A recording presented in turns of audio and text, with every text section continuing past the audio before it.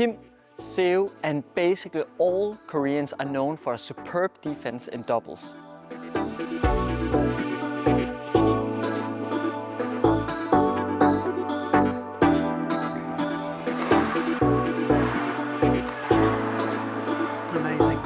What is it that they do better than most other players? In this video, I'll talk you through the best things that I see that they do much better than the average player to get a perfect defense.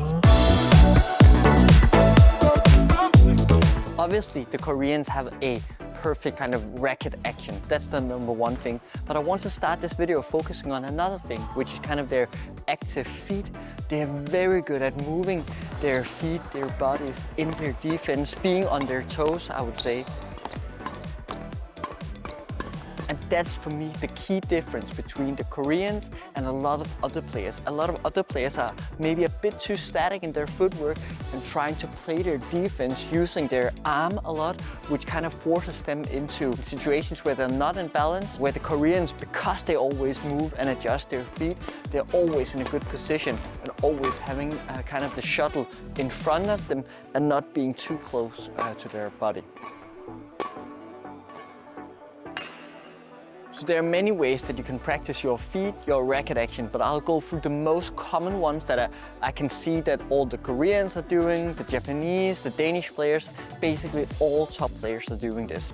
The first thing that you can start doing with your training partner is playing a lot of flat drives, where you both are in a neutral position, so staying mid of the court. You can just do this exercise on half court and basically just start pushing the flat drives. While you do that, please remember to stay active in your footwork, being on your toes. You're always able to adjust and move to the shuttle so you are in the best position as possible, playing all the shots in front of you.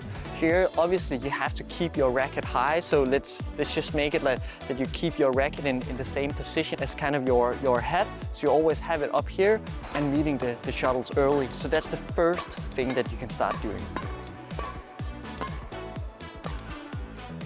While we are still playing the flat drives, I want you now to move to the net. So basically almost where I'm standing, playing a lot of flat drives where you are in the offensive position. Remember again to keep your racket high, playing the shuttles in front of you, and also remember to relax in your grip. The moment you start to kind of tense and use your arm to play the flat drives, that's where you start to be slower and you start to lose the kind of the momentum up at the net. So have the racket, play it, relax, play it, relax.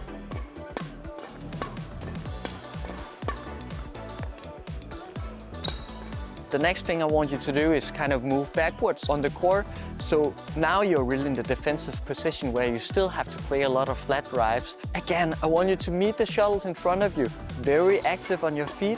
And I also want your training partner to not only play on your backhand side, but really remember to challenge you on your forehand side, on your right hip if you're a right-hander, and on your left hip if you are a left-hander, because that's the tricky position, and that's where moving your feet really can benefit you in how you are able to cover these shots. And again, really focus on relaxing footwork and relaxing. That's two things that will help your defense a lot.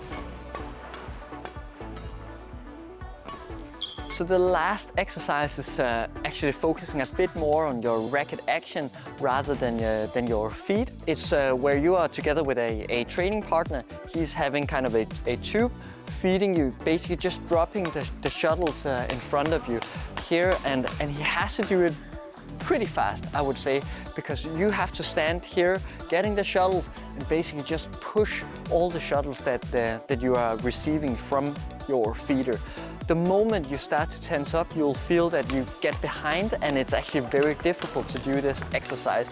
So I want you to push and relax in your fingers, and try and see if you can relax as much as possible in your shoulder. Although this isn't an exercise where you have to move your feet a lot, I still want you to kind of have a solid position in your defense and stay on your toes. The moment you start kind of pushing your balance backwards and on your heels, again, you'll have slightly bad balance in the way that you push and drive the shuttle. So here is a huge focus on racket action, and the better you are, the faster you are in doing this, the closer you'll be to having a Korean defense in doubles.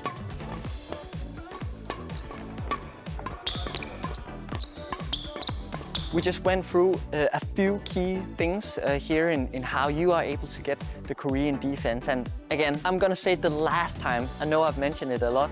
Active feet, having the racket in front of you, playing it, relaxing, playing it and relaxing.